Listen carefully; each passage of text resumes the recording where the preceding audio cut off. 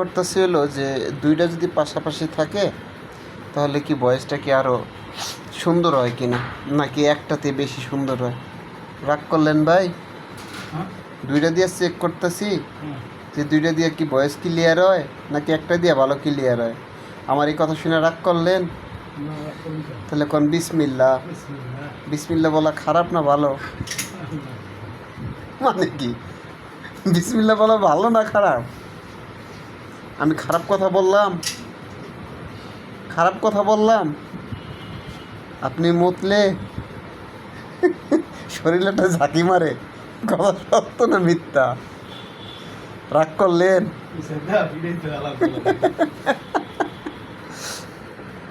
আল্লাহ,